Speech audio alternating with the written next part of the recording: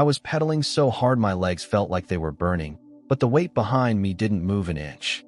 The old cargo bike rattled over every bump on that dirt road, and each time it did, the massive body in the trailer shifted just a little, enough to remind me who I was hauling. The bear's head hung over the wooden edge, her muzzle brushing against my back every few seconds as if she were breathing, though I couldn't tell for sure. I didn't know if she was unconscious, dying, or already gone. All I knew was that I had to keep going. A few minutes earlier, I had found her lying by the roadside where the dust met the tall grass. I'd seen the skid marks first, long dark scratches across the gravel, then a splash of dried blood. The place was deserted. No driver, no car, nothing but the heavy air of late afternoon and the echo of whatever had happened here. At first I thought the shape in the ditch was just a fallen log. Then I saw the fur. I got off the bike and walked closer, feeling that tightness in my chest when you know you're about to step into something you're not ready for. Her flank moved once. A slow, strained rise. She was alive, but barely. I tried calling Cole, but the signal out here was nothing more than a flicker. The call dropped 3 times before I gave up. I ran to the nearby farm where I had just finished fixing a tractor for old Mr. Harper. He stood by the gate with his hands on his hips when he heard what I was yelling about. He didn't argue, didn't laugh, didn't even ask if I was serious. He just waved for his neighbor, and the 3 of us hurried back to the road. We couldn't lift her, not even close. Mr. Harper fetched an old barn door he used as a workbench, and we slid it under her using a metal pipe as a lever. It took all our strength to shift her inch by inch. The fear that she might wake up mid-move was sitting in the back of my throat the whole time. When we finally dragged her next to the trailer, we used ropes to tilt the door and roll her in. The trailer groaned under her weight, the wood bending, but somehow holding. Mr. Harper slapped the side of the bike. "You'd better pedal like your life depends on it, son." I didn't argue. Now the wind hit my face as I pushed forward, the sun dropping lower behind me. Every pedal stroke felt heavier than the last. The field stretched out on both sides, golden, endless, silent. No cars, no people, just the sound of the wheels grinding over gravel and the quiet thump of the bear shifting with each bump. Halfway to town, I started doubting everything. What if she woke up? What if the trailer snapped? What if she died anyway and all of this was nothing but a stupid idea? Her paw hung off the back, claws dragging lightly in the dust, and something about that sight made my stomach twist. When I finally reached the clinic, the door flew open before I even stopped. Dr. Megan hurried out with 2 assistants. They didn't waste time. Oxygen mask, for line, quick check of her pulse. Megan's face was tense, focused. She pressed her hand against the bear's abdomen, then moved to her chest, then lower. Her voice dropped, barely louder than a breath. "She's lactating." I stared at her, not understanding for a second. Then it hit me like a punch. Somewhere out there, in those wide empty fields, there were cubs. Hungry, alone, waiting for a mother who wasn't coming back. And I was the one who took her away from them. The moment they wheeled the bear through the clinic doors, everything around us shifted into a blur of movement. Megan barked short commands to her assistants, and they pushed the gurney toward the back room where the surgical lights were already on. I stood there, breathing in the sharp smell of disinfectant and dust, my hands shaking from the ride and from everything I didn't understand yet. Cole rushed in a few minutes later, still in his deputy uniform, dust on his boots like he had run the whole way. He didn't ask what happened. He just put a hand on my shoulder and guided me toward the bench in the hallway. We sat there, listening to muffled voices behind the door, instruments clinking, Megan saying something about internal bleeding, someone mentioning the head wound. It felt like we were eavesdropping on fate. After what felt like an hour, the door opened and Ranger Howard stepped out. He was a tall, rigid man with that posture of someone who follows rules because he's built out of them. He removed his hat and looked at us with a steady, unreadable face. He asked Megan for a quick update, and she told him the bear was alive but unstable. Then she said the part that punched the air out of me all over again. The bear had been nursing recently. Howard turned to us. "If there are cubs out there, they won't last long without her." Cole leaned forward, elbows on his knees. "So we go get them." Howard shook his head. "Not tonight. Cubs mean a mother nearby, or at least another adult in the territory. You go stumbling around in the dark and you're asking for trouble." I couldn't sit still. I stood up, pacing a few steps. "They're alone out there. They've already been without her for hours." Howard sighed like he had heard this argument 100 times. Look, I get it. But finding cubs at night is near impossible. Tracks disappear, sounds play tricks on you. And if another bear shows up, you won't even see it until it's too late. Cole shot me a look that said he agreed with the danger, but not with giving up. We could do a short sweep. Just the roadside. Just the ditch. We don't go further than the fence line, he suggested. Howard rubbed his jaw. You won't find much, but fine. A quick look. Nothing more. We grabbed flashlights from his truck and drove back toward the fields. Evening was already sinking into a deep blue. The air felt heavier, the cold creeping in. The skid marks were still there, long and sharp. We moved alongside them, scanning the weeds, the tall grass, the gravel. Cole found a broken branch with fur caught on it. I found small tracks leading toward the fields, but they faded fast into the dirt. Every sound made me freeze. Crickets, the wind, the rattle of dry grass. It all felt like the world holding its breath. After half an hour, Howard called it. That's it. We go back. We'll organize a proper search at first light. I wanted to argue, but one look at the darkness swallowing the field shut me up. Even the flashlight beams looked thin out there. Back at the clinic, Megan said the bear made it through the first phase of surgery, but wasn't out of danger. I stayed for as long as they let me. Then Cole drove me home because I couldn't think straight enough to drive myself. But sleep didn't come. Every time I closed my eyes, I saw her head shifting against my back as I pedaled, her weight pulling the trailer, her paw dragging in the dust. And then I heard things that weren't really there. Soft cries, short and sharp, like something calling for help. I must have drifted off for a few minutes, because the next thing I heard was my phone buzzing on the nightstand. It was barely dawn. Cole's voice was low and urgent. Travis, Harper says he heard something out by the fields last night. Said it sounded like a repeated whimpering, like it came and went. I sat up, wide awake, knowing this wasn't over. Not even close. Morning came too quickly, a pale gray light spreading over the fields as if the night hadn't fully let go. By the time I reached Harper's farm, a truck from the wildlife department was already parked by the fence line. Howard was there with 2 other officers, unloading bright orange vests and radios. Cole handed me a vest. You ready for this? He asked, though his tone said he already knew the answer. Howard gathered us around. We start at the ditch where we ended last night. We follow tracks only. No wandering off. Stay within sight of your partner at all times. He handed out radios, tested each one, then looked directly at me. And no hero moves. We locate the cubs, call it in, and extract carefully. We headed out in a slow line. The tall morning grass brushed against our legs, heavy with dew. The first signs came fast, flattened patches and fresh scuffs in the dirt. Cole pointed at a cluster of smaller tracks, hardly bigger than my palm. They headed toward the fields, weaving between the weeds. We followed their uneven trail, stopping every few minutes to take in the surroundings. A broken strand of barbed wire had a few pieces of fur stuck to it, light brown and soft. Howard knelt beside it. They squeezed through here recently. We stepped through the fence, and the search widened. But tension grew just as fast. Howard wanted to keep the radius tight. Cubs don't go far at this age. They're close. Stay inside the marked grid. I shook my head. I've seen deer cross the service road down by the creek. If their mother was hit near the road, the cubs could have headed that way following her scent. Howard's eyes narrowed. That's outside the safe perimeter. Cole stepped in before it became an argument. We split up. 2 groups. One stays on Howard's grid. The other checks the creek line. Howard didn't love the idea, but after a pause, he agreed. Fine, but you 2 stay together and keep your radio on. Cole and I moved toward the creek. The sun was climbing now, and the air turned warm and sticky. Flies swarmed around our faces. Every step felt slower than it should have been. In the static of the radio, we could hear Howard's team checking bushes, calling out markers, reporting dead ends. Cole wiped sweat from his forehead. He's gonna get to them fast. We need to hurry. As we approached a cluster of scrub and thorn bushes near a shallow drop in the ground, I heard it.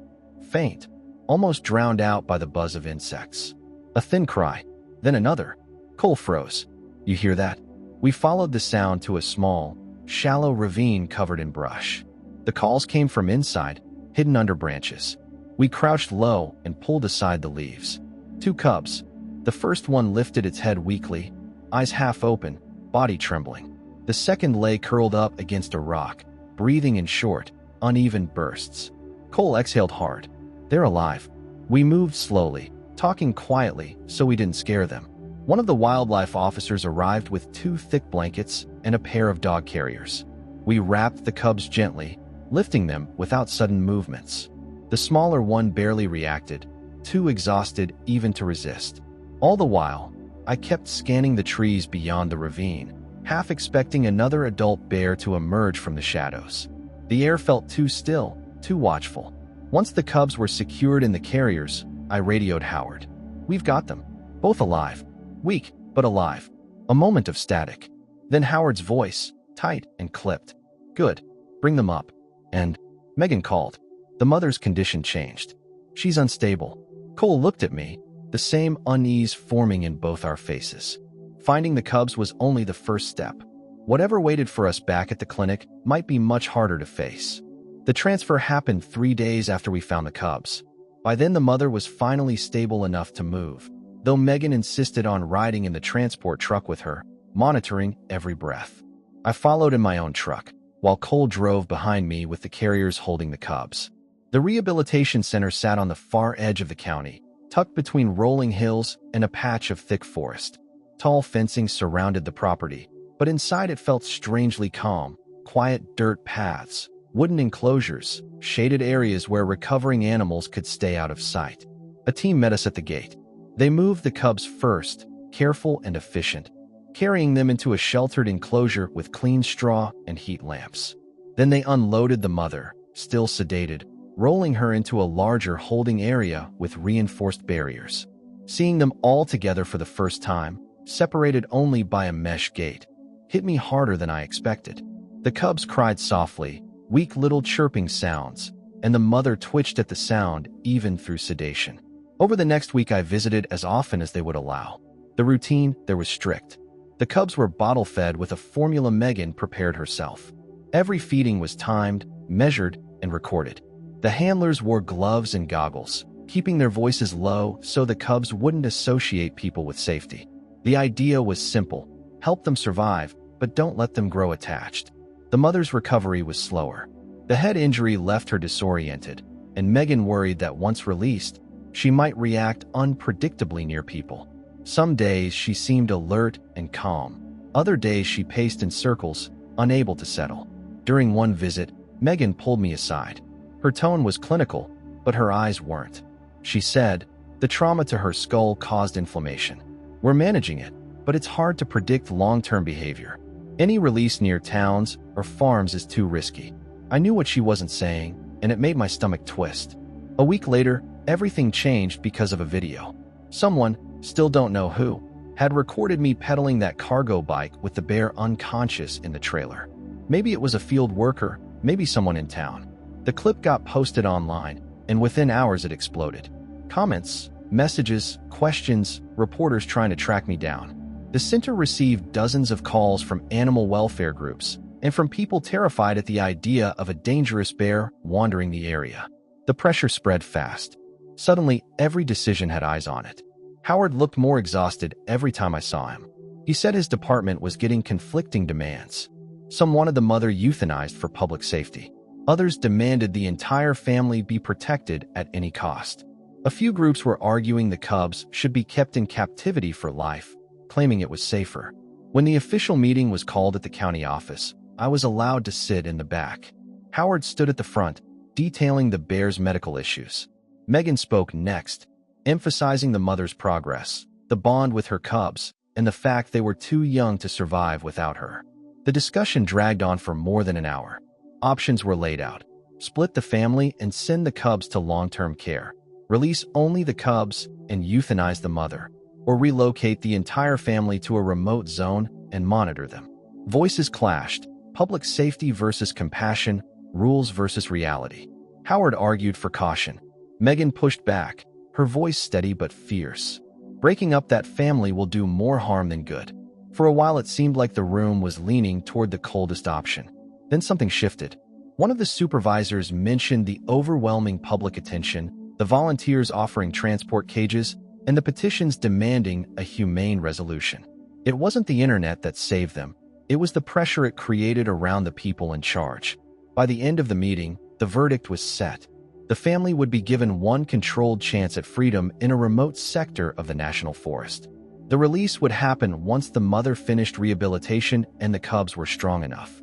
I sat there in the back, my chest tight with relief. It wasn't a guaranteed future. It wasn't perfect, but it was a chance. And for wild animals, a chance is everything. The release day arrived at the end of summer, months after the chaos had settled. The air was warm, but already holding a hint of the colder season creeping in. I drove behind the wildlife truck as we wound our way deep into the national forest, farther than I had ever been. The road narrowed to a single-lane dirt track, the kind that reminded you how far you were from anything familiar. When we reached the designated clearing, the team took their time unloading the cages. The cubs were now bigger, stronger, no longer the fragile, trembling bundles we'd pulled from the ravine. The mother, though still carrying the scar along her head, stood alert inside her crate, pacing once, then settling with a slow exhale. Howard double-checked the perimeter with 2 officers while Megan reviewed the final health notes. Cole walked beside me, hands on his hips, scanning the tree line. "You good?" he asked. I nodded, though truthfully I wasn't sure what I felt. Relief, fear, responsibility, all of it mixed together. The moment came quickly. Howard raised a hand, signaling for quiet. Megan approached the first cage containing one of the cubs, unhooked the latch, and stepped back. The cub hesitated only a second before bounding out into the clearing. The second followed, slower but steady, moving toward the shade of the tall pines. Then came the mother. Her crate door swung open with a loud click. She didn't rush.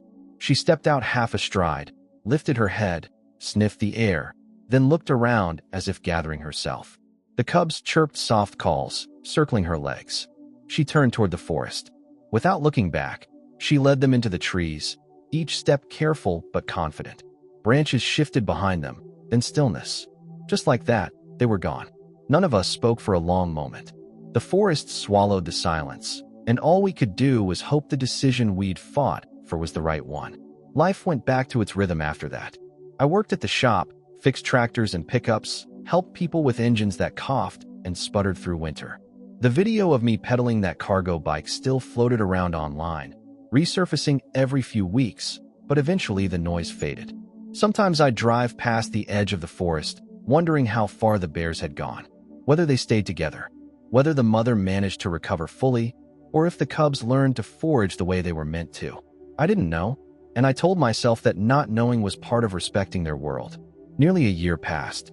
One evening, just before the season turned from fall to winter, I was stacking firewood behind my house when something made the hairs on my arms rise. A feeling, not a sound. I turned slowly toward the tree line. There she was. The mother bear stood halfway between shadow and light, her body bigger, her posture stronger. The scar across her head caught the faint glow of the setting sun. And beside her, 2 nearly grown cubs, no longer babies, but not fully adults, shifted their weight, sniffing the air, unsure. She didn't move toward me. She just watched, breathing slow, steady. The cubs glanced at her, then at me, confused by whatever instinct had brought them here. For a moment, time didn't exist. It was just us, the forest behind them, the house behind me, and the quiet space in between. Then she gave the smallest motion of her head, barely noticeable. She turned, nudged the cubs, and the 3 of them slipped back into the trees, disappearing as silently as they'd arrived. I stood there long after they were gone. I don't know if she came to thank me. Animals don't follow our rules for things like gratitude. But I do know this. If I ever find another animal lying hurt on the side of a lonely road, I won't hesitate. Even if no one's watching. Even if no camera ever catches it. Some things you just do because they're right. Don't forget to subscribe so you won't miss new stories. And now just click the playlist or the next video on your screen.